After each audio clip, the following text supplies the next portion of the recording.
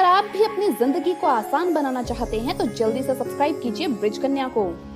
दोस्तों, कौन है जो माँ लक्ष्मी की कृपा ना पाना चाहता हो? अगर आप भी माँ लक्ष्मी का आशीर्वाद चाहते हैं तो कमेंट्स में जरूर लिखिए जय माँ लक्ष्मी, जय माता दी। दोस्तों, माता रानी के लिए एक लाइक तो जरूर बनता है। दोस्तों, हमारे यहाँ रोजमर्रा के कार्य से जुड़ी भी अनेक परंपराएं हैं, जैसे स्नान के बाद ही पूजा करना, खाने के पहले नहाना, 11 को चावल नहीं खाना, मंगलवार, गुरुवार और शनिवार को बाल ना कटवाना आदि। ऐसी ही एक बेहद महत्वपूर्ण और जरूरी परंपराओं व नियमों में शामिल है बाल किस दिन धोएं और किस दिन नहीं। दोस्तों, आपको बता दें कि हमारे हिंदू धर्म में कई परंपराएं ऐसी होती है जो सदियों से चली आ रही है और लोग आज भी उसे फॉलो करते हैं। कुछ लोगों का मानना है कि ये सिर्फ वहम है, लेकिन वहीं कई लोग इसे सही भी मानते हैं। वहीं आपको ये भी बता दें कि इन परंपराओं का महत्व इसलिए भी है क्योंकि इसके पीछे कोई ना कोई कारण जुड़ा रहता है। इनमें से कुछ परंपराओं का विशेष महत्व दिया गया है। हमारे शास्त्रों में व्यक्ति के जन्म से लेकर शादी, विवाह व मृत्यु तक कई सारी परंपराएं हैं। व्यक्ति के दिनचर्या से लेकर अंतिम संस्कार तक हर पल के लिए कुछ ना कुछ परंपराएं जुड़ी होती है, जिसे हम निभाते भी हैं।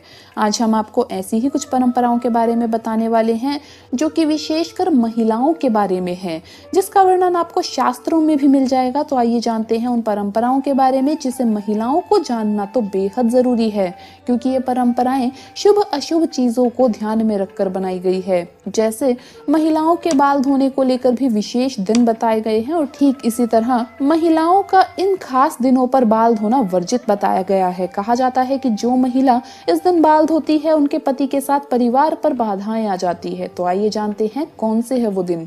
सबसे पहले बात करते हैं सोमवार की। तो आपको बता दें कि सोमवार के दिन सुहागन महिलाओं को बाल नहीं धोने चाहिए, क्योंकि शास्त्रों में बताया गया है कि इस दिन पर बाल धोने से बेटी पर भार रहता है।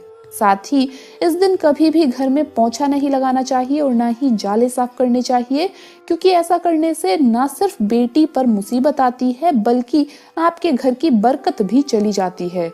कुंवारी कन्याएं इस दिन बाल धो सकती है। दोस्तों, बताया गया है कि महिलाओं के बुधवार के दिन बाल धोने से उनके भाई पर मुसीबतें आती है।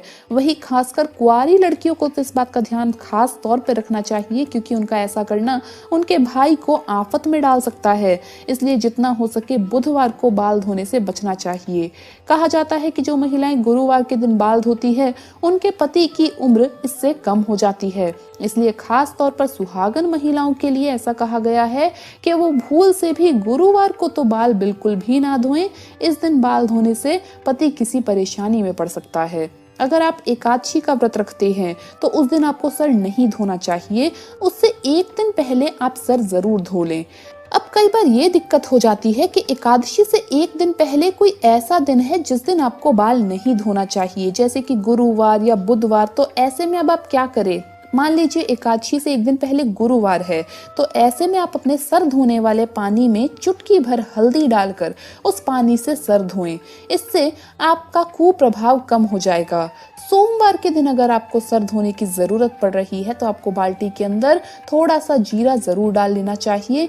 इससे कुप्रभाव खत्म हो जाता है। बुधवार के दिन अगर आपको सर धोना पड़ता है तो आपको क्या करना चाहिए कि आपको थोड़ी सी लाल मसूर की दाल और 2 तुलसी के पत्ते डालकर पानी में उससे सर धो लेना चाहिए। इससे कुप्रभाव कम हो जाएगा। अब बात करते हैं कि सर धोने के बाद बाल्टी में पड़ी हुई चीजों का आपको क्या करना है। जैसे जीरा, तुलसी के पत्ते सर धोने के बाद जो बाल्टी में बच गए हैं उसका आप क्या करें, उसे ले जाकर के आप किसी भी पौधे की या पेड़ की जड़ में डाल दें।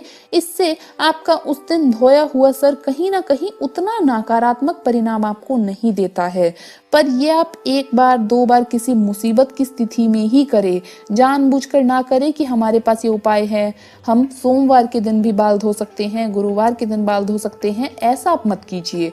आपको ये उपाय सिर्फ इसलिए बताया गया है ताकि अगर मान लीजिए कि कभी एकादशी का व्रत है और उससे पहले बाल धोना बहुत जरूरी है और उस दिन कोई कड़ा दिन आ जाए, यानी कि गुरुवार का दिन हो जैसे, तो उस दिन आप ये उपाय कर लीजिए। इस तरह की कोई बहुत ही मुश्किल स्थिति में ही आप ये उपाय कीजिए, लेकिन इस उपाय को बार बार अगर आप करेंगे तो नकारात्मक प्रभाव आपको झेलने पड़ सकते हैं, क्योंकि इस उपाय से नकारात्मक प्रभाव खत्म नहीं होते हैं, कुछ हद तक कम हो जाते हैं। इसलिए सिर्फ मुश्किल स्थिति में ही इसे करें।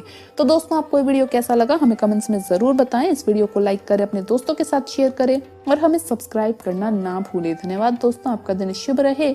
जय माँ लक्ष्मी, जय माता दी।